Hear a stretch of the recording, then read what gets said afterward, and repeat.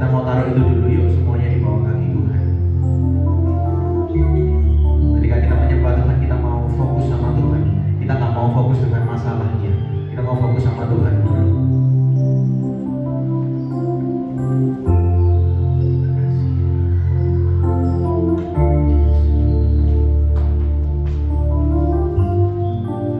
Mari kita sama-sama menyembah Tuhan. Mari angkat suara, katakan terima kasih Tuhan. Kalau kami ada sampai saat ini Tuhan, semua karena kemurahan dan kebaikan-Mu dalam hidup kami. Mari nyatakan dalam pujian syukur-Mu di hadapan Tuhan. Terima kasih Tuhan. Terima kasih Tuhan. Engkau baik.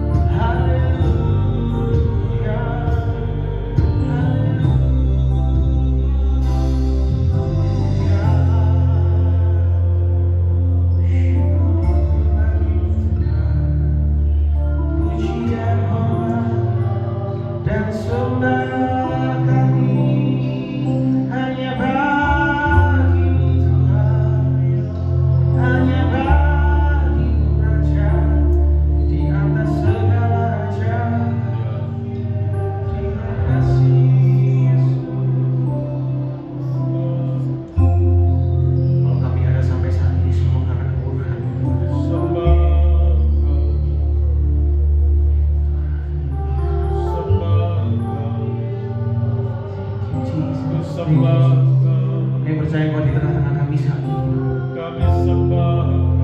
Iman kami yang mulai goyah Tuhan kuatkan. Kami yang sakit Tuhan sembuhkan. Kami mungkin dalam pergumulan berat Tuhan hiburkan. Tuhan angkat beban kami. Terima kasih. Kau yang layak Tuhan. Kau yang layak Tuhan. Terima pujian. Terima sembah.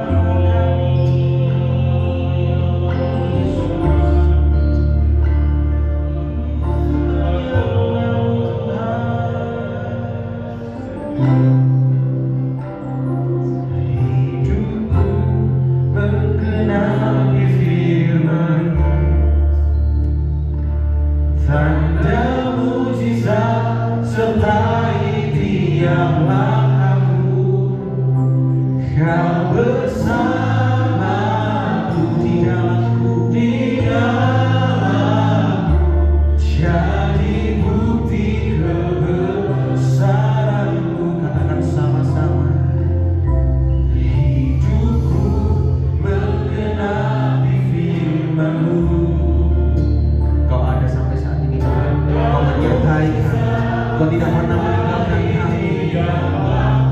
Terima kasih Yesus. Kau bersamaku di dalamku, jadi bukti kebesaranmu.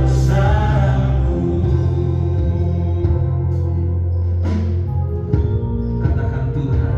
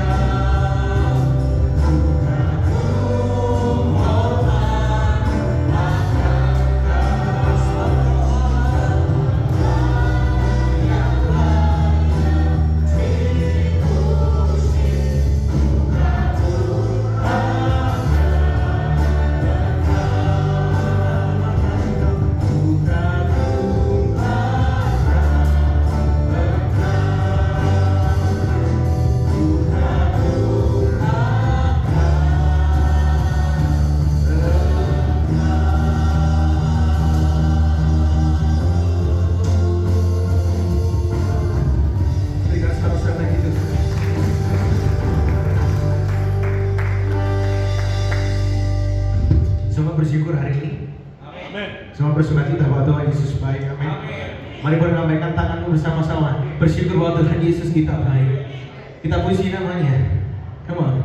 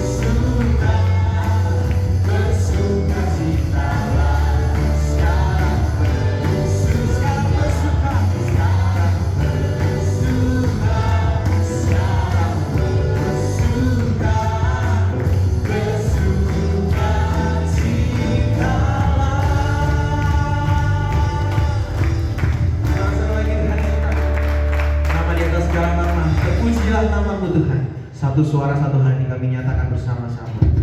Haleluya.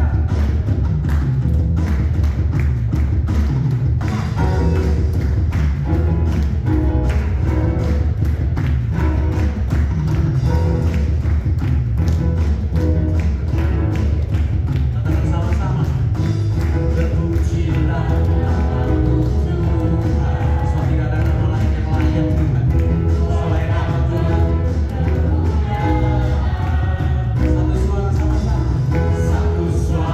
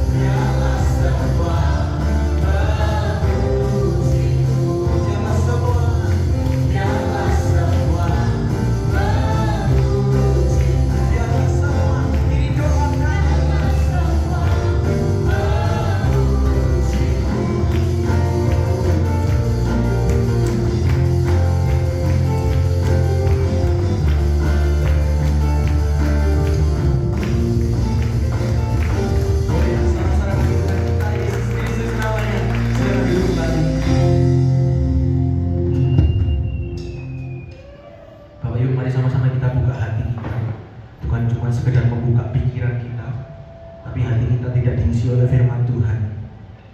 Saya rindu sama-sama lagu ini yang akan kita nyanyikan.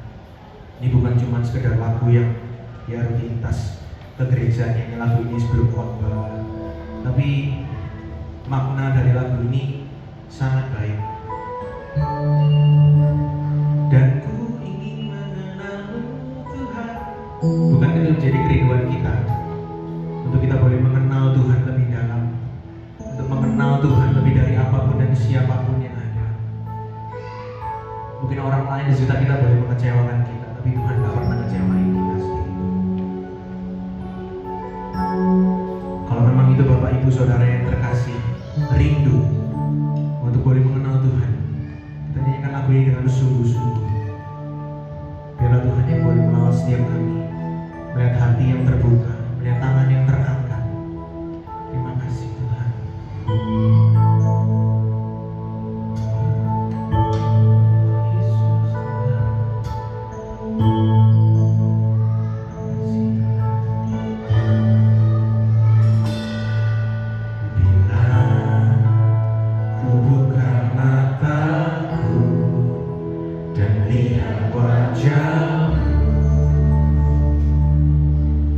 Ku terbang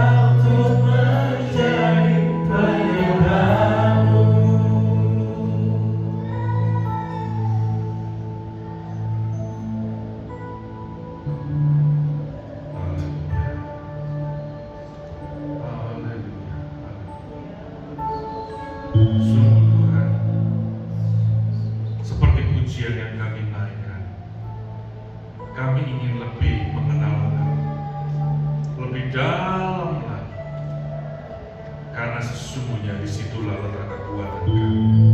Terima kasih Tuhan, kami sudah memuji dan membesarkan nama-Mu, dan saatnya kami duduk diam untuk mendengarkan firman. Urapi hamba-Mu Tuhan, pakai hamba-Mu yang tidak ada apa-apanya ini, untuk mengungkapkan kebenaran firman-Mu yang tidak terbatas. Berkaryalah pada pagi hari ini Tuhan. Kami percaya 2-3 orang berkumpul di dalam nama Yesus, Kau hadir di tengah-tengah kami. Apa yang hamba sampaikan adalah sesuatu yang murni berasal dari hati Tuhan. Bukan kepandaian kami, bukan kemampuan kami, tapi semuanya pribadi-Mu yang kami tinggikan. Terima kasih Tuhan. Terima kasih. Kami siapkan hati kami di dalam berkat nama Tuhan Yesus Kristus. Mari semua yang siap berkata, Amin. Amin. Ya, silakan duduk Bapak Ibu. Oke, shalom. Shalom. Ada sukacita? Amin. Haleluya. Ya, perkenalkan nama saya Yosef Kurniaji, ya, saya dari Surabaya. Kebetulan hari ini istri saya tidak ikut karena kita bagi tugas, ya, tugas di Surabaya.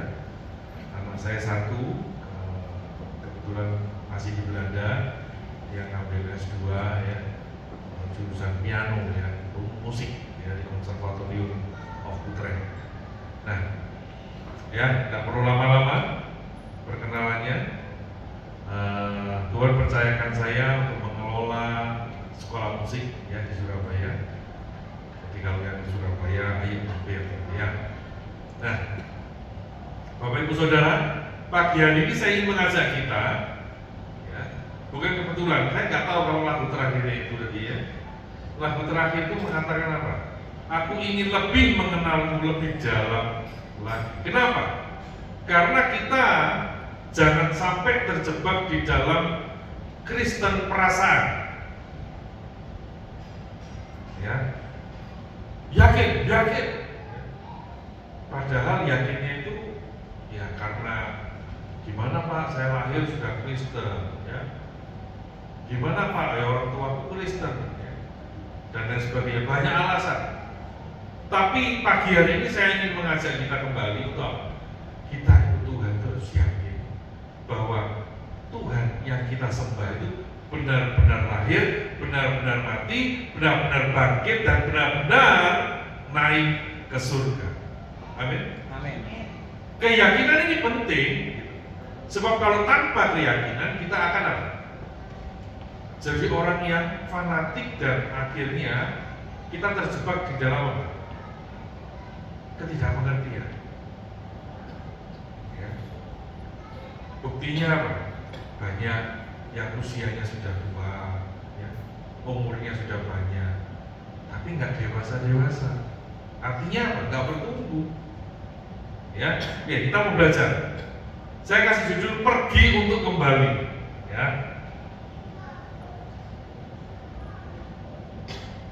Ini klik yang atas ya.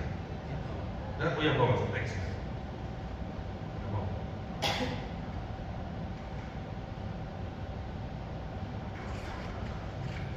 Ini on-nya ke atas ya, tuh ya, ke hijau. Tolong dibantu saja, next. Bisa dibantu? Oke. Kita baca sama-sama ya, Lukas 24 ayat 50. 2, 3. Lalu Yesus membawa mereka keluar kota sampai dekat Betania. Di situ ia mengangkat tangannya dan memberkati mereka. Ini kebenaran pertama yang harus kita ketahui. Ini posisi favoritnya Tuhan, yaitu apa? Mengangkat tangan, memberkati kita. Jadi artinya kita tidak perlu minta berkat Tuhan, karena Tuhan sudah memberkati kita. Itu posisi terakhir Tuhan meninggalkan kita di dunia ini, naik ke surga dengan posisi apa? Berkat. Jadi kita harus ada keyakinan bahwa Tuhan pasti memberkati kita. Ya. Kenapa sekali lagi ini penting? Karena masih banyak orang Kristen yang hanya mengejar berkat. Ya. Ini keyakinan pertama. Ketika Tuhan Yesus naik ke surga, posisi favoritnya Tuhan seperti itu. Ya. Dan ketika ia sedang memberkati mereka, dikatakan ia berpisah dari mereka dan terangkat ke surga. Mereka sujud menyembah kepadanya, lalu pulang ke Yerusalem dengan sangat bersuka cita. Mereka senantiasa berada di dalam bait Allah dan memuliakan Allah. Nanti saya akan kaitkan dengan kisah para rasul, tapi di terakhir saja. Tapi di awal ini saya ingin kita semua tahu bahwa kebenaran pertama, Tuhan memberkati kita tanpa kita memintanya. Ya, itu harus ada keyakinan dalam hati kita. Ya, jadi jangan ada lagi orang yang kecewa sama Tuhan lalu bilang, mana Tuhan itu sebenarnya ada nggak ya? Ya, keraguan itu harus hilang. Nah, apa sih sebenarnya anak kenaik Yesus ke surga bagi kita semua? Minggu-minggu ini kita merayakan ya kenaikan Yesus ke surga. Tapi ayo sekarang tanya sama diri kita sendiri, apa sih sebenarnya maknanya? Jangan-jangan kita ya karena kita orang Kristen Pak, ini waktunya merayakan kenaikan Yesus ke surga. Kita memuji Tuhan, tapi nggak ada makna. Tidak ada sesuatu yang berarti dalam hidup kita. Natal, ayo kita merayakan kelahiran Yesus. Kalau perkara itu nggak usah hubung orang Kristen ya. Kita jalan-jalan ke Singapura itu aja ya. Ini biasanya Natal semua. Mereka juga merayakan. Meskipun apa? Tanpa tahu maknanya. Nah, jawaban ini penting. Kenapa? Sebab hidup kita ini adalah hidup karena percaya. 2 Korintus 5:7. Kalau dikatakan hidup kita ini karena percaya, maka kita tidak mungkin hidup tanpa sebuah kepercayaan. Nah, pertanyaannya, percaya yang seperti apa yang kita miliki saat ini? Ini yang kita pelajari ya. Jujur, khotbah saya ini adalah sebuah perenungan saya selama 1 tahun sejak kenaikan Yesus tahun lalu. Ya. Nanti kita belajar lebih dalam ya. Nah, jadi apa yang kita percaya itu akan menentukan langkah-langkah hidup kita. Yang kita percaya itu sebuah keyakinan atau kebenaran. Ini pertanyaan. Beda ya, antara keyakinan dan kebenaran itu sangat berbeda. Nah, ini penting. Kenapa? Karena keyakinan itu tidak akan mengubah kesalahan jadi kebenaran. Contohnya begini. Saya ke rumahnya Bapak Gembala, dikasih titik map, ya, Google Map. Nah, tiba-tiba, ya, karena nomornya kemarin ada selisih, gitu ya, tertulis di situ 137. Tapi ketika saya masuk di gang itu, adanya cuma U34, U35, nggak ada 137. Karena saya yakin nomornya 137, mungkin ya, saya nggak ngerti, mungkin di rumah itu ada yang U137. Saya yakin ini betul U137. Padahal ternyata faktanya U40 ya. Cuma nomor lamanya 137. Tapi karena saya yakin nomornya 137, saya cari sampai ketemu 137. Nah, masalahnya begini, keyakinan saya ketika saya menemukan rumah yang 137, apakah itu bisa tiba-tiba mengubah rumah itu jadi rumahnya Bapak Gembala? Gak bisa. Yang salah tetap salah. Sampai sini lah. Hati-hati dengan keyakinan kita. Yakin saja bukan menentukan kebenaran. Kalau yakin kita salah, ya tetap salah. Ya, Makanya kita belajar ya. Nah, ini. Jika Yesus tidak benar-benar dibangkitkan dan naik ke surga, mungkinkah Saulus berubah jadi Paulus? Ini pertanyaan pertama yang ada di dalam benak saya. Ya. Karena saya dilahirkan langsung Kristen, orang tua saya Kristen, mangkong saya Kristen. Ya. Ini yang bahaya sebenarnya, karena dilahirkan posisinya Kristen, dilahirkan tanpa pengertian. Ya pokoknya ikut aja, gitu kan? Nah, tidak ada seorang pun yang mau mempercayai kebohongan sebagai kebenaran. Ini ungkapan dari nanti ada satu orang tokoh yang saya teliti, Pak. Tidak ada satupun dari kita yang mau mempercayai sebuah kebohongan sebagai kebenaran. Nah ini J. Warner Wallace. Dia ini detektif Amerika, Bapak. Ya, ini orang yang luar biasa. Dia berawal orangnya ini ateis, tidak percaya Tuhan. Nah ini biografinya sekilas. Dia detektif pembunuhan Amerika. Dia profesor kehormatan apologetika di Talbot School of Theology, ya, Biola University sekarang, ya, dan penulis buku. Ya. Nah, dia ini tidak percaya Tuhan. Namun, nah, ada seseorang ya di bukunya, ada seseorang yang datang menginjil kepadanya. Ayo percaya kepada Tuhan. Dia bilang gini, oke? Ya, orang manusia logika, manusia pintar, dia bilang, saya akan meneliti keberadaan Tuhan. Kalau keberadaan Tuhan itu benar-benar ada, kematian kebangkitannya terbukti, maka saya akan percaya. Nah, Bapak Ibu, Wallace ini 40 tahun di kepolisian Amerika. Dia berhasil mengungkapkan bukan 1, 2, bukan 10, 20 kasus, tapi semua kasus pembunuhan yang sudah puluhan tahun tidak terpecahkan, dia pecahkan semua. Jadi satu kata buat Wallace, wow. Ya. Makanya buat dia bukan sesuatu yang sulit. Akhirnya dia meneliti kematian Yesus, meneliti kebangkitan Yesus. Ya. Kalau nggak ada bukti-buktinya, aku tidak akan percaya. Dia bilang begini. Nah, ini ya tadi menyelesaikan kasus pembunuhan. Nah, dia juga sumber ahli forensik 40 tahun berkarir, ya. Nah ini, dia seorang agnostik, skeptikal, tidak percaya keberadaan Tuhan, menolak semua hal supranatural. Nah, orang pintar itu gitu. Supranatural itu apa? Semua harus bisa dianalisa, semua bisa dipikirkan.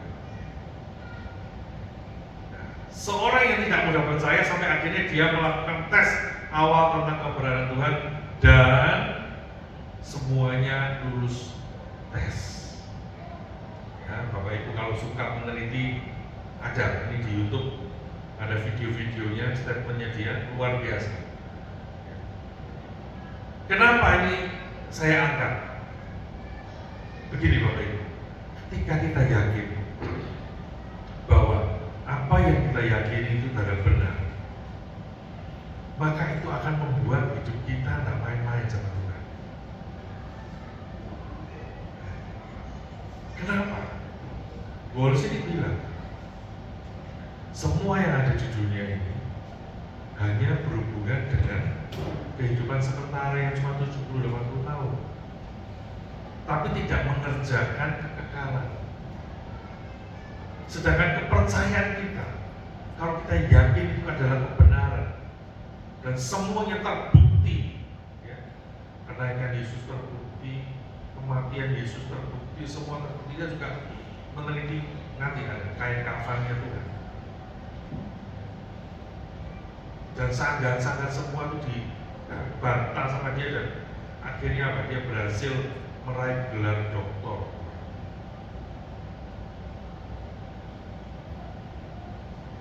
Nah ini akhirnya dia memutuskan melakukan sesuatu kepada Yesus dari Nazaret. Nah pernyataan awalnya gini, jika kekristenan tidak benar, maka itu tidak penting. Namun jika benar, apa? Itu sangat luar biasa pentingnya. Ini sesuatu yang dahsyat menurut saya. Kenapa? Dari orang yang tidak mau percaya Tuhan, dari orang yang gelarnya begitu banyak, prestasinya begitu banyak, tiba-tiba jadi pengikut Tuhan yang militan luar biasa. Ya. Jadi ilmunya itu dia pakai, ya, ilmu forensiknya itu dia pakai. Jangan terima kebenaran sampai kebenaran sebagai kebenaran, sampai kebenaran itu diuji, kebenarannya jangan lurus. Ya. Nah ini apa sih yang menyebabkan Bapak Ibu hari ini hadir? Karena kita yakin di sini ada kegiatan ibadah, memuji Tuhan, mendengarkan kebenaran firman Tuhan, merasakan sukacita. Ya. Nah, jadi apa? Tidak mungkin Anda hidup tanpa keyakinan akan kebenaran. Namun, nah ini bedakan dan pisahkan keyakinan Anda dengan kebenaran.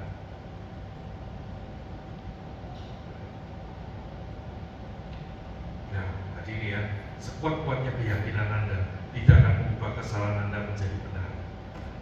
Percayai hanya kebenaran yang teruji kebenarannya, karena bukti-buktinya objektif, bukan subjektif. Ini mungkin saya tidak bisa jelaskan semua, tapi ini kembali lagi, saya ingin kita pulang dari tempat ini, kita memiliki iman yang teguh, bukan blind faith. Ya. Yang boleh itu love is blind, boleh ya, cinta itu buta gitu ya, tapi itu kalau untuk Tuhan nggak boleh. Kenapa? Supaya kita tidak mudah digoyahkan. Hari Kamis kemarin saya mengundang Bapak Dominus. Itu tahun 99 ya. Dia waktu itu masih mahasiswa STT. Sekolah teologinya di Sarpura Samasa. Dan semua itu bantai dengan satu pilihan, ikut Tuhan atau meninggalkan Tuhan. Dia kekeh, aku ikut Tuhan. Tuhan akan menyelamatkan hidupku. Akhirnya apa? Gorok Bapak. Hampir putus. Itu ada fotonya. Jadi kepala sama badannya itu sudah hampir terpisah. Tapi Tuhan berkata lain. Loh, masih bisa hidup. Jadi dokter itu akhirnya gini, kok masih jalan ya? Jantungnya segala, akhirnya dijahit sama dokter. Keliling saya. Dokter cuma bilang gini, kalau dia hidup lumpuh, itu aja. Tapi hidup lumpuh. Yaitu dia akhirnya menceritakan pengalamannya ya, bagaimana melewati kematian itu. Dia bertemu Tuhan dan akhirnya Tuhan bilang, kamu belum selesai tugasmu, nak balik. Nah balik itu dia hidup. Nah waktu dia hidup itu dokternya sendiri bingung, loh ini hidup kok bisa normal? Padahal di dalam ini, dokternya bilang di dalam ini tidak disambung, cuma luarnya ini dijahit. Jadi yang putus-putus di dalam ini tidak disambung, hanya luarnya dijahit untuk diselamatkan supaya tidak ada pendarahan. Dan kita hidup dan normal.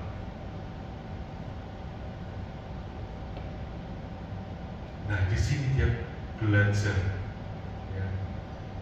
Dia juga sharing tentang ini, kebenaran objektif dan kebenaran subjektif. Jadi gini contohnya ya, kebenaran objektif itu kebenaran tergantung dari objek. Kalau kebenaran subjektif itu kebenaran yang menurut saya. Ini contoh-contoh ya. Kita belajar seperti ya.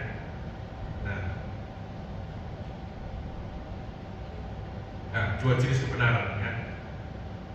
Kebenaran subjektif dari ini ya, ini tadi ya, karena slide-nya cukup banyak Bapak Ibu ya. Nanti kalau mau boleh diminta, boleh dipelajari lebih dalam lagi. Ya, ada kebenaran objektif dan kebenaran subjektif. Tangkap dulu ya.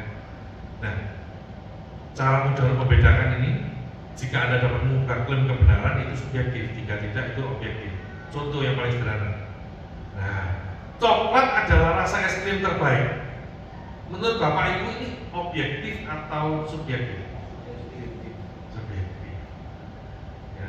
Karena belum tentu kita semua suka coklat, betul? Ada yang suka vanila. Ya. Nah, Cuimi Malang itu yang terbaik. Subjektif atau objektif? Subjektif. Subjektif. Ya. Kalau saya di Surabaya, ini tidak yang terbaik. Ya. Nah, kalau cuimi itu adalah makanan, objektif. Nah, bagi kita semua ya. George Washington adalah seorang presiden, itu juga objektif.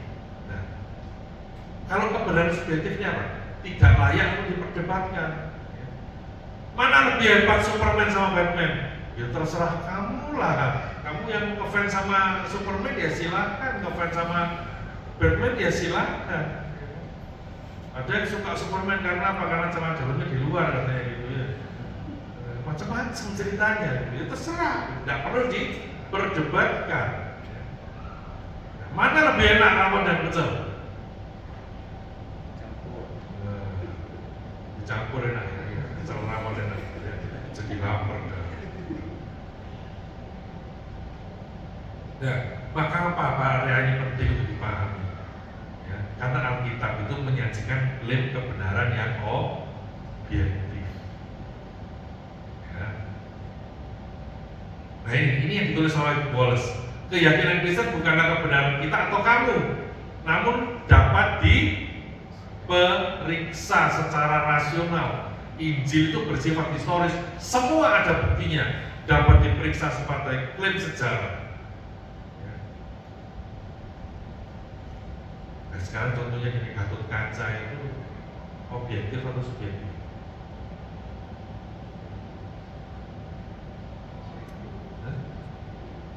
Tokoh Gatot Kaca itu loh, subjektif apa objektif? Kalau Gajah Mada objektif, kenapa? Ada sejarahnya gitu. Gatot Kaca tidak ada sejarahnya ya. Ya, kalau saya bilang, Bapak Ibu, saya ini orangnya baik, terus ya kan katamu, kan gitu ya. Belum tentu katanya orang kamu baik. Loh, penjahat itu baik apa jahat? Tergantung. Bagi keluarganya dia orang baik loh. Biarpun jahat, tapi apa? Kasih makan anak-anaknya, ya. Oh, kasih belanja sama istrinya, ya. Jadi orang baik. Subjektif. Klaim ini tidak dapat mengubah penghakiman Allah ketika Alkitab berkata semua orang telah berbuat dosa dan kehilangan kemuliaan Allah dan upah dosa adalah maut. Sampai di sini kita bisa tangkap ya. Ini sesuatu yang sangat berharga. Nah tadi saya sempat diingatkan juga, sebenarnya lagu kenaikan Yesus ke surga ini ada nggak? Ada yang pernah tahu lagunya?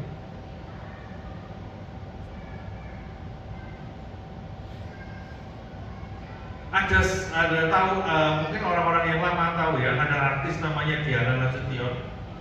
Tahu? Diana Nasution ini punya Cak C ya. Diana Nasution punya suami namanya Mingus Tahitu. Itu 2013 meninggal. Dia ini bersaksi waktu itu, waktu masih hidup, dia bilang gini, aku ini menciptakan lagu diinspirasikan dari kenaikan Yesus ke surga.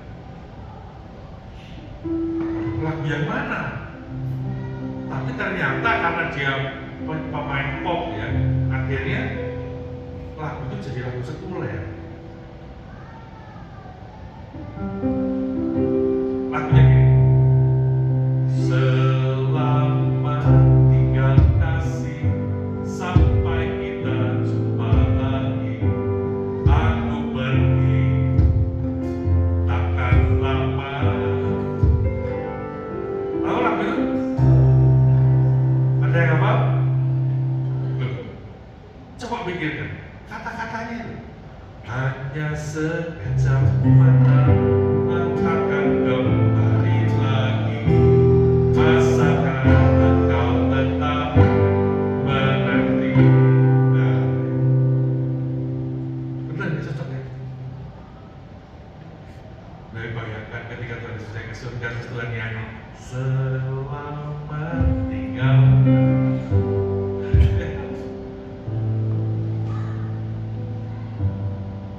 Bapak Ibu, saya sebagai konselor ya, saya masih mendapat banyak orang Kristen yang tak saya bisa.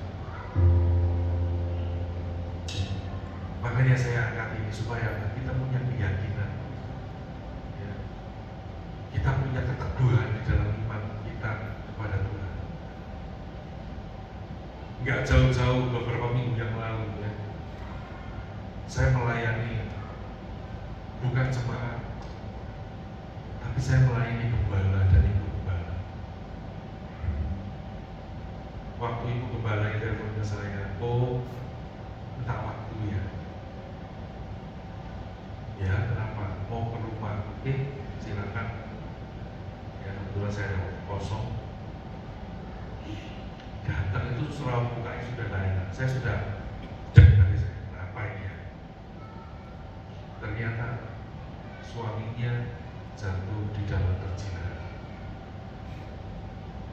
Di situ hati saya menangis. Ya. Untuk seorang sekelas Bapak Gembala, bukan jemaat, bukan penantuan, bukan majelis, ketika hidupnya masih main-main dengan dosa, ini sesuatu keprihatinan buat saya. Kalau itu orang yang tidak kenal Tuhan, orang yang tidak ngerti kebenaran, saya masih bisa maklum. Tapi kenapa itu bisa terjadi? Ya itu tadi, karena ikut Tuhannya, pelayanannya, profesinya hanya ikut-ikutan. Oh karena orang tuaku pendeta dulu menggembalakan di suatu gereja, maka aku sebagai anaknya juga harus mengikuti dan meneruskan apa yang orang tuaku lakukan. Tapi tanpa fondasi yang kuat. Kalau fondasinya tidak kuat, bangunannya mudah lumpuh, betul? Nah hari ini kita belajar supaya apa? Fondasinya kita kuat. Ya. Nah ini kebangkitan dan kenakan Yesus surga, Paulus itu membuka jalan untuk siapapun dapat menguji klaim kebenaran ini. Apakah subjektif atau objektif? Jika klaim ini benar secara objektif, maka Yesus Kristus benar-benar telah hidup kembali. Maka kita tidak hanya memiliki kisah yang menghibur untuk dibagikan, tetapi juga apa? Kabar terbaik yang pernah didengar siapapun. Ini bolosnya Paulus. Dari seorang yang ateis, dari seorang yang skeptis, ya, dia bisa melakukan ini. Dan akhirnya sampai dia mendapatkan profesor kehormatan dari Biola University. Tiba-tiba jadi orang yang militan di dalam Tuhan. Orang-orang model seperti ini tidak mau jadi goyang, tidak seperti Domingus tadi. Kamu pilih Tuhan Yesus atau meninggalkan Tuhan Yesus? Itu kalau orang yang fondasinya tidak kuat, iya, aku meninggalkan Yesus supaya apa? Selamat, tidak mati, betul. Berpikir gini, nanti habis itu minta ampun sama Tuhan, kan Tuhan maha mengampun. Iya apa iya? Ayo. Kalau orang sudah diancam nyawanya, di situ benar-benar diketahui kualitas orang itu yang sebenarnya. Ya, nah jangan jadi Kristen perasaan. Nanti kalau nyembah Tuhan, kok gak krosopo, oh ya, jadi tabuk baru kroso ya kan? Gak kerasa. Itu WL-nya gak ngangkat. WL-nya suruh ngangkat apa memangnya? Ya. Tapi kalau kita punya keyakinan yang benar bahwa kita sedang menyembah Yesus yang hidup, kita tidak terpengaruh. Mau WL-nya model kayak apa, mau musiknya salah, mau pensil ke kanan ke kiri, tidak peduli. Tapi hati kita tetap menyembah karena kita sedang berdiri berhadapan di hadapan Yesus yang berkuasa. Anggap ya bedanya. Kalau enggak kita akan mudah sekali terpengaruh. Saat kebenaran dan kebangkitan dan kenaikan Yesus Kristus sudah menguasai Anda, maka Anda memiliki iman yang teguh, iman yang tidak mudah digoyahkan. Berapa banyak saya melayani pasangan muda juga, ya karena stoknya perempuan di Kristen ini banyak, jadi banyak sekali juga yang akhirnya menjual imannya. Ada lagi yang mau. Ini cowok yang ngelamar saya dari seberang, daripada tidak laku, diobrol, sale, yang midnight sale. Dan bisa dipastikan semuanya berakhir dengan tragis.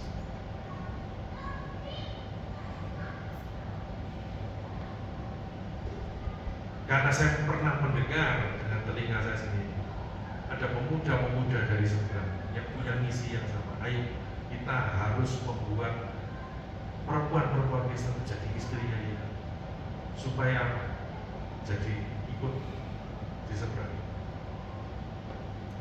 Ada yang seperti memang punya target, hati-hati. Nah, dasar kebenaran itu ada dua, Pak. Ada bukti langsung dan bukti tidak langsung. Ya. Nah, bukti langsungnya apa? Di Markus 16 ayat 14. Akhirnya ia menampakkan diri kepada ke-11 orang itu ketika mereka sedang makan, dan apa? Ia mencela ketidakpercayaan dan kedegilan hati mereka. Oleh karena mereka tidak percaya kepada orang-orang yang telah melihat dia sesudah kebangkitan. Konsep pembuktian ini, katanya Wallace, Tuhan Yesus itu luar biasa. Kalau saya pakai istilah sekarang, ahlinya ahli. Ya. Kenapa? Dia mempersiapkan kepulangannya, mempersiapkan kenaikannya dengan apa? Menampakkan diri, supaya ada bukti langsung. Dia tidak mau orang-orang yang ditinggal ini bertengkar, ya, atau berdebat, masuk sesuatu yang membingungkan. Tapi Tuhan sudah memberikan bukti langsung dengan menampakkan diri. Lalu ada bukti yang kedua, ya. Sesudah itu yang menampakkan diri kepada lebih dari 500 saudara sekaligus. Ya, kebanyakan dari mereka masih hidup sampai sekarang, tetapi beberapa di antaranya sudah meninggal. Ini Paulus yang tulis. Ini bukti langsung. Kuat buktinya. Ya. Jadi jangan sampai ada lagi yang meragukan Tuhan itu ada pada. Tuhan itu sebenarnya naik ke surga pada. Ya, bukti langsungnya apa? Ini belajar dari Sword of Turin, kain kafan Turin. Saya tidak jelaskan ya, nanti waktunya nggak cukup. Tapi artinya gitu, apa yang kita lihat sekarang, apa yang kita percaya sekarang, apa yang kita peringati hari ini, kenaikan dari surga, semuanya bisa dibuktikan, semuanya sudah terbukti, semuanya ada data-data lengkap.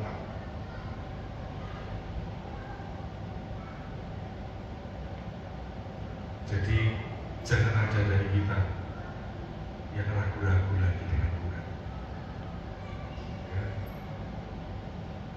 Nah, ini kenaikan Tuhan Yesus ya, Efesus 1 ayat 14. Dan supaya yang menjadikan mata hatimu terang, agar kamu dapat apa? Mengerti pengharapan apakah yang terkandung di dalam panggilannya. Betapa kayanya kemuliaan bagian yang ditentukan bagi kita orang-orang kudus.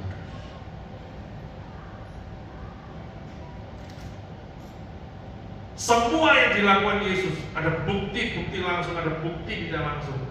Itu supaya mata hati kita terang. Ya tadi, Tuhan tidak mau kita masuk di blind faith. Pokoknya yakin, aku yakin. Tapi yakinnya tidak berdasar. Kalau keyakinan kita ini punya, Bapak Ibu Saudara, maka saya percaya, ya, karakter kita pun dengan sendirinya kita mampu menjaganya. Kalau kita sadar apa yang kita kerjakan ini untuk kehidupan sesudah kematian, maka biarpun gak ada yang lihat, ketika dosa itu mengintip, kita tidak berani melakukan. Kenapa? Karena semuanya itu berefek kepada kehidupan kita sesudah kematian. Kalau seseorang yang berzina malu, ya malunya cuma 70-80 tahun.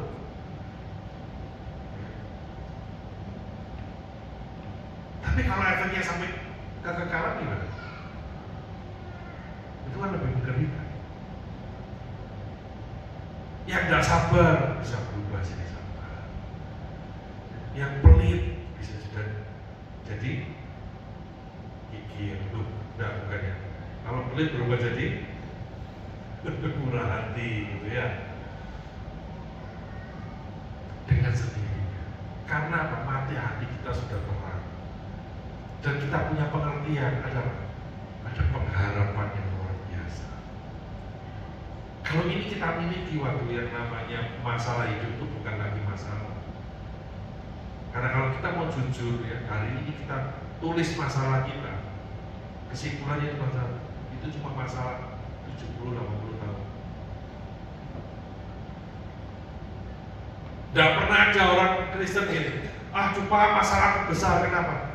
Minggu lalu aku nggak sempat ke gereja, Pak. Tidak pernah ada. Justru yang mengerjakan hal yang kekal itu dianggap biasa.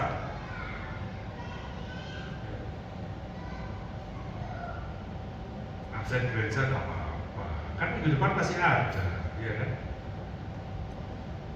Bahkan ada yang jemaat kalau diingatkan, dulu kamu minggu lalu kok nggak ke gereja, kenapa? Gerejanya masih ada loh. Kalau kita mau ngomong masalahnya apa? Paling masalah keuangan, ya, kelilit hutang, kena pinjol, ya.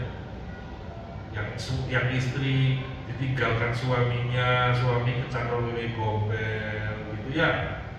Masalah-masalah yang sementara. Anaknya kena narkoba.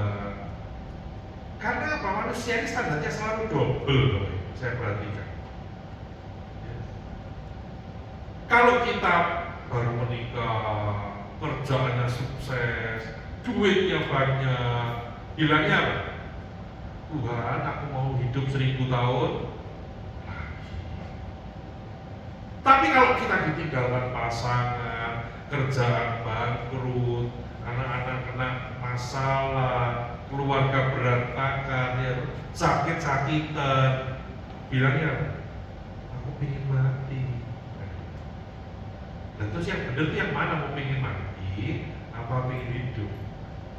Tapi kembali lagi, kalau kita mau jujur, semuanya itu hanya untuk kehidupan sementara.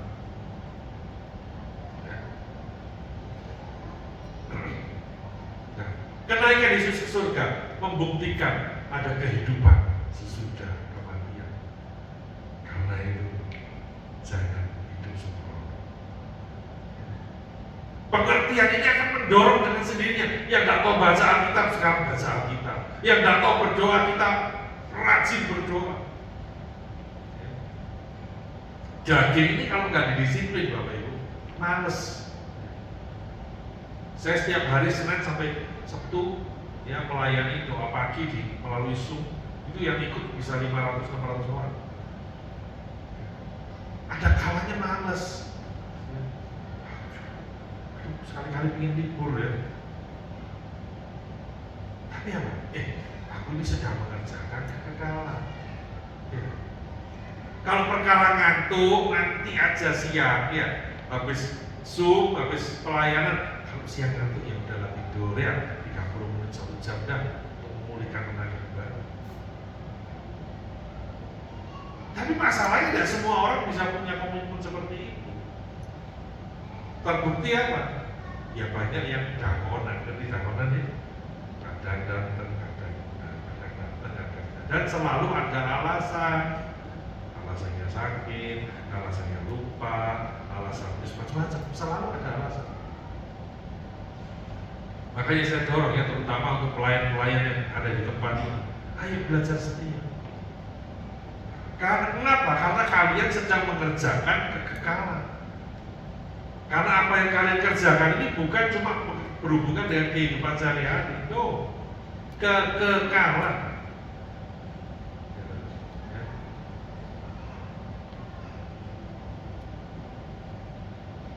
Nah, salah satu kesaksian Domingus begini yang lehernya digorong orang itu, dia waktu di surga itu dibukakan kitab kehidupan, dibacakan semua. Ya, dia cerita, saya pernah nyuri kambing, saya pernah apa di desanya, keluar semua. Dan begitu dia sadar di pikirannya, loh Tuhan, bukankah dosaku sudah diampuni semua? Dia cerita lalu tiba-tiba tulisan yang ada di itu terhapus. Dan Tuhan bilang, tapi tugasmu di dunia belum selesai, kembali. Jadi dia sudah didorong ke kamar mayat, karena sudah ada denyutnya, tidak ada apa. Dan begitu dia kembali hidup lagi, itu keajaiban. Karena apa ya? Normal. Dokternya sendiri bilang, tidak mungkin bisa normal. Karena banyak yang putus di lehernya. Ya tapi buktinya sampai hari ini, kalau tahun 99 sampai sekarang berapa? 25 tahun ya, masih hidup dan terus keliling menginjil ya.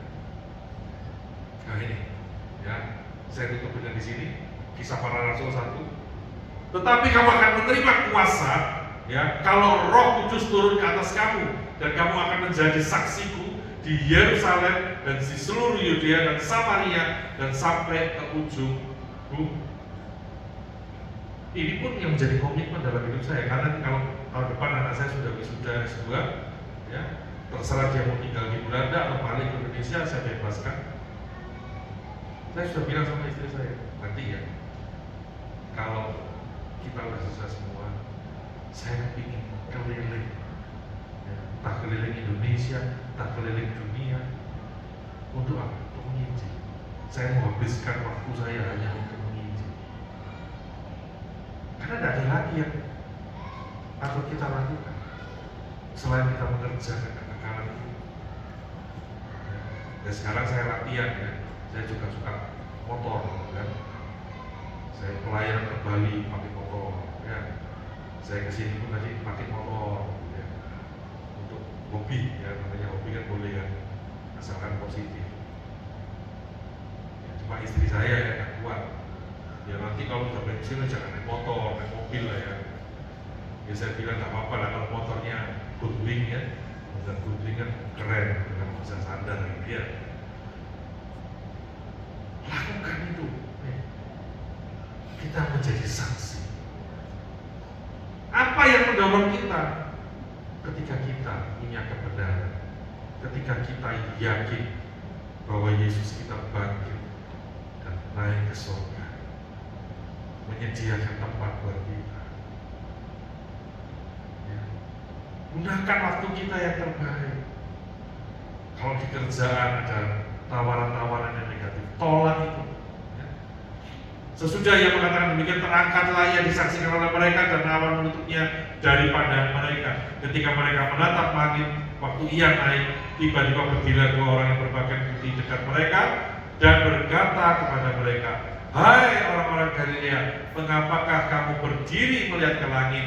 Yesus ini yang terangkat ke surga meninggalkan kamu akan datang kembali dengan cara yang sama seperti kamu melihat dia naik ke surga. Ini satu fakta, makanya saya buat judul pergi untuk kembali. Kalau kita sadar Tuhan akan datang kembali menjemput kita, dan tidak ada satupun yang tahu waktu, maka hidup kita tidak ada lagi yang main-main dengan dosa. Ya. Saya sehabis melayani Bapak Gembala yang jatuh dalam dosa, saya cuma berdoa sama Tuhan, cukup ya Tuhan, kalau bisa tidak ada lagi gembala-gembalaku yang jatuh di dalam perjalanan.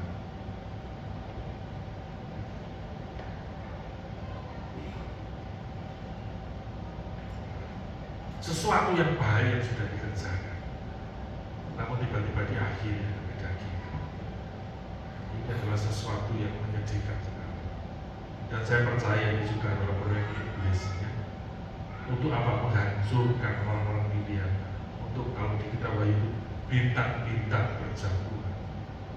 Namun belum terjadi. Ini masih awal-awal. Yesus Kristus Tuhan pergi untuk kembali. Ya, aku mau memiliki iman yang teguh, bukan iman perasaan. Menyiapkan diri menyambut kedatangan Kristus yang kedua kali sebagai mempelai Kristus. Ayo kita sama-sama. 2, 3. Yesus Kristus Tuhan pergi untuk kembali. Aku mau memiliki iman yang teguh, bukan iman perasaan.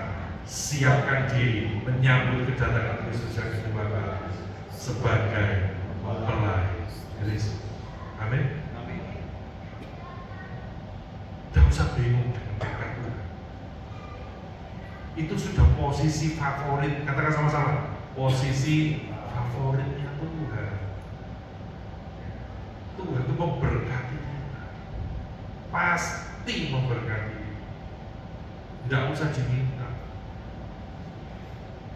Kalau dikatakan carilah kerajaan Allah dan kebenarannya, kerajaan Allah berbicara mengenai kehendak Tuhan.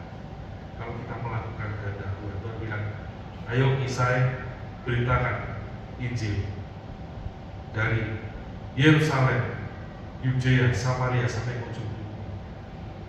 Melakukan kehendak Tuhan. Tidak usah bingung ongkosnya dari mana. Loh, kalau Tuhan yang ngutus, semua akan dicukupkan. Ya seperti rasul-rasul kan kalau pergi cukup bawa sehelai baju. Dia tidak bawa arti kan rasul-rasul itu ya. Nah kalau kita kadang-kadang memang masih ini ya, terkontaminasi dengan uang. Jadi kalau pergi pelayanan itu sangat tebel, tenang gitu ya. Kalau ada, puji Tuhan, itu memang cita-cita saya. Gitu. Saya sering pelayanan ke daerah-daerah, ke desa-desa. Ya kapasitas saya sesuai dengan apa yang saya mampu. Ya. Kalau gereja itu butuh seperti ini, layanan CD, ya. Saya sering nabur, pekerjaan Tuhan. Ya sebatas apa yang saya mampu. Dan semua saya kerjakan dengan sukacita. Karena tujuan saya bukan punya perusahaan, bukan punya usaha, itu cuma apa? Kendaraan. Cuma sarana yang Tuhan berikan untuk apa? Menjadi berkat buat banyak orang. Ya, saya rindu, ayo hari ini kita menjadi Kristen-Kristen yang militan ya. Ya, saya udah beliau langsung cepat ya.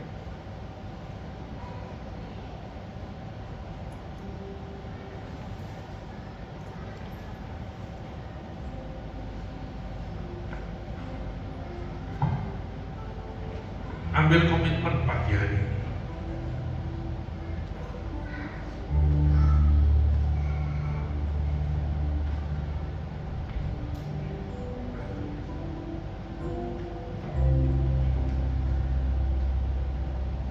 Ayo ambil komitmen, Tuhan, aku mau memberikan hidup untuk menggenapi firman-Mu saja. Bapak Ibu, kalau kita mau jujur, saya mau tanya sekarang.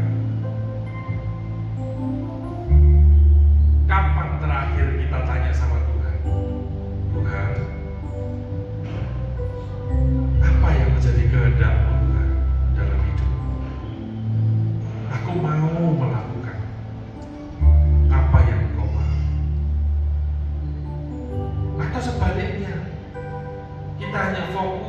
sama jawaban doa.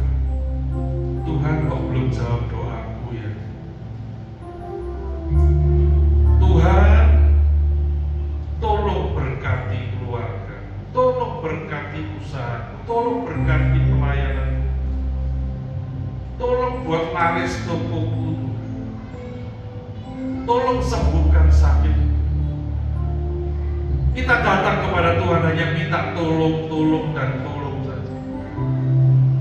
Tidak terasa kita sudah menjadikan Tuhan itu pesuruh kita. Tuhan, aku mau pergi, tolong jaga rumah. Aku mau dalam perjalanan, tolong lindungi aku. Kalau itu terjadi, maka kita sama seperti anak-anak. Coba renungkan bagi Bapak Ibu yang sudah punya anak. Anak kecil hanya bisa menuntut, Mama aku mau ini, Papa aku mau ini. Datang ke orang tua karena minta sesuatu. Tapi ketika anak itu sudah dewasa, maka anak itu pasti berubah. Dari yang suka minta, mulai belajar untuk memberi. Pak, Ma, ini ada berkat sedikit untuk Papa Mama, pakai ya. Aku sekarang sudah bekerja. Bukankah ini suatu pertumbuhan? Bagaimana perjalanan kita dengan Tuhan? Apakah kita masih Kristen anak-anak? Cuma minta, dan minta saja. Lupa sama maunya Tuhan. Lupa ambil waktu sama Tuhan, intip berjuang. Nggak pakai minta-minta, tapi menikmati kehadiran Tuhan. Hidupku mau mengenali firman.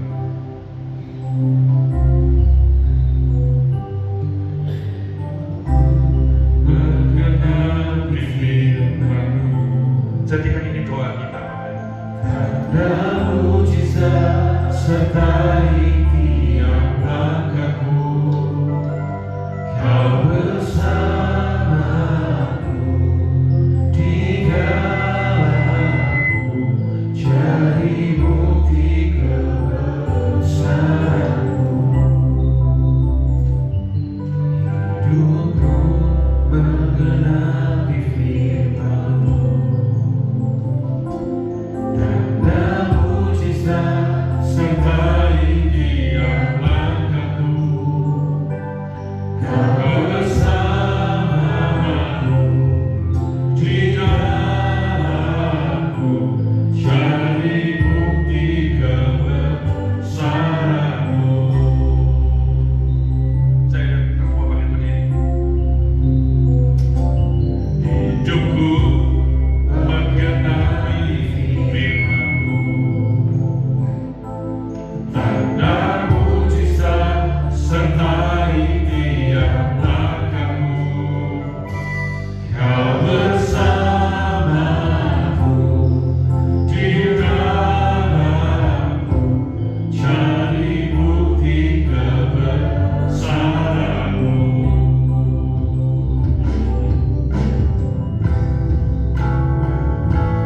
Hidupku menggenapi firman-Mu. Tanda mujizat sertai tiap langkahku, Kau bersamaku di dalamku, cari bukti kebesaran-Mu. Terima kasih Tuhan untuk pagi hari ini. Hamba-Mu sudah selesai berbicara. Biarlah benih firman-Mu itu bertumbuh di dalam hidup kami. Boleh berakar dan berbuah lebat. Dan kami boleh menghasilkan buah-buah yang matang, yang boleh dinikmati oleh Engkau dan sesama kami. Dan pakai hidup kami untuk menjadi berkat Karena kami sadar hidup yang sementara ini kami mau investasikan semua untuk kekekalan. Kami mau lakukan semua apa yang menjadi kehendak, dan biar hidup kami boleh benar-benar menggenapi firman. Mari Tuhan, Engkau yang beracara dalam hidup kami. Mampukan kami yang tidak mampu ini. Mampukan kami yang penuh dengan keterbatasan ini. Kami sadar dan percaya ketika ada Roh Kudus turun atas hidup kami, diam dalam hidup kami, maka kami sanggup melakukan semua kebenaran firman. Hidup kami, keyakinan kami didasari oleh kebenaran firman. Kebenaran yang objektif, kebenaran yang tidak terbantahkan, sehingga kami memiliki iman yang teguh di dalam Engkau. Terima kasih Tuhan, kami menjadi pelayan-pelayan yang militan di hadapan Tuhan, yang tidak mudah digoyahkan oleh keadaan zaman ini, tidak mudah digoyahkan oleh masalah-masalah hidup kami. Karena kami sadar Kau sanggup menolong kami dengan cara yang ajaib. Tugas kami hanya melayani Engkau, menyenangkan hatimu, dan menggenapi firman. Terima kasih Tuhan. Berkati GBI Gibeon ini. Kami percaya nama Tuhan dipermuliakan di tempat ini. GBI Gibeon akan menjadi besar, dan kami percaya semua karena kemurahan Tuhan. Apa yang sudah diawali, Engkau akan menyelesaikan dengan cara Tuhan yang ajaib. Kami percaya Tuhan. Kami percaya dalam nama Tuhan Yesus. Engkau yang mengirimkan jiwa-jiwa yang haus dan lapar akan Engkau yang mengirimkan pelayan-pelayan yang dengan tulus bersedia melayani. Sebab kami semua mengerjakan bukan untuk orang lain, tetapi untuk diri kami sendiri. Investasikan hidup kami untuk kekekalan. Kami percaya apapun yang kami lakukan dengan Tuhan, pelayanan apapun yang kami lakukan, tidak pernah sia-sia. Semuanya akan mendatangkan berkat dalam hidup kami. Terima kasih Tuhan. Terima kasih. Terima kasih. Ingatkan kami ketika kami lemah. Firman menguatkan kami. Terima kasih. Di dalam nama Tuhan Yesus, kami berdoa dan mengucap syukur. Mari semua yang percaya berkata, amin. Tuhan Yesus memberkati. Silakan duduk kembali. Sama-sama kita akan menyiapkan persembahan. Mari saya ajak kita untuk masuk dalam doa ya. Tuhan, terima kasih untuk firman-Mu yang sudah diberitakan kepada setiap kami. Kami menerima dengan tanah hati kami yang subur, supaya firman itu tidak hanya berhenti sebagai biji saja, sebagai benih saja, tapi boleh bertumbuh kemudian berbuah Tuhan. Dan hasilnya buah itu boleh dinikmati oleh banyak orang. Orang boleh melihat ada Tuhan Yesus dalam setiap kehidupan kami. Tuhan, kami yang memberikan persembahan ini, terima kasih Kau telah setia bagi setiap kami. Dan ajar kami juga untuk kami boleh setia dalam perkara sekecil apapun Tuhan, untuk memberikan yang terbaik hanya bagi Tuhan. Berkati yang mengelola persembahan ini, supaya semuanya hanya untuk kemuliaan nama Tuhan. Sama-sama katakan amin. Kita akan nyanyikan lagu dulu bersama-sama. Allah yang setia, itu hanya yang pernah tinggalkan kita. Maka ketika Tuhan naik ke surga pun Dia memberikan menolong. Tuhan tak pernah tinggalkan kita. Amin.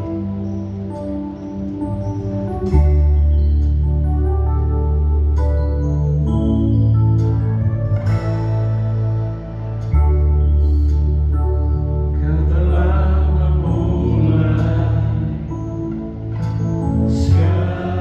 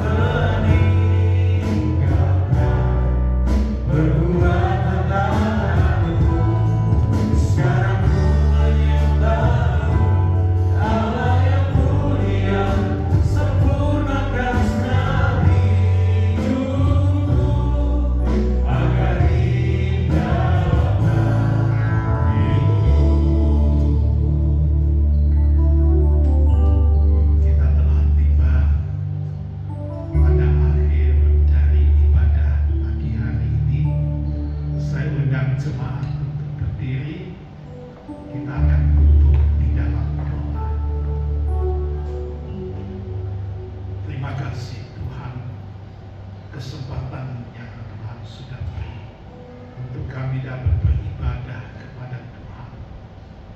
Kami dapat menaikkan pujian, sembah, syukur kami kepada Tuhan. Bahkan melalui hamba-Mu yang sudah menyampaikan firman Tuhan, mengingatkan kami di balik kematian ada kehidupan, bahwa Tuhan yang datang dari surga telah turun ke dunia, dan kemudian setelah menyelesaikan tugas di bumi, Engkau telah naik kembali ke surga, dan pada waktunya Tuhan akan kembali menjemput kami untuk masuk ke dalam kehidupan yang kekal, asal kami tetap beriman teguh kepada Tuhan, tetap taat setia melaksanakan firman Tuhan, melakukan kehendak dan rencana Tuhan di dalam hidup kami masing-masing. Kiranya Roh Kudus akan mencerahkan hati pikiran kami menghayati firman Tuhan ini. Terima kasih Bapa, berkati hamba-Mu yang sudah menyampaikan firman, memberkati hamba-hamba-Mu yang sudah melayani, baik BL Singers, pemusik, maupun usher, kolektor, demikian pula yang melayani di multimedia dan sound, juga hamba-hamba-Mu yang sudah melayani di sekolah minggu. Kiranya berkat Tuhan menyertai mereka semuanya dan memakai mereka menjadi hamba-hamba Tuhan yang setia, yang berhasil di dalam pelayanan di bidang masing-masing. Terima kasih Tuhan. Kini kami mohonkan berkat Tuhan.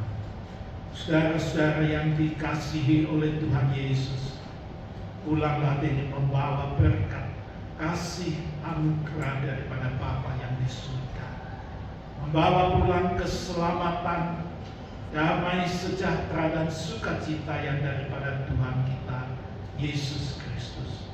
Dan kiranya persekutuan di dalam Roh Kudus menyertai kita semuanya mulai saat ini sampai Maranatha, Tuhan Yesus datang kedua kali. Dalam nama Yesus Tuhan kami naikkan doa dan syukur kami. Amin. Amin.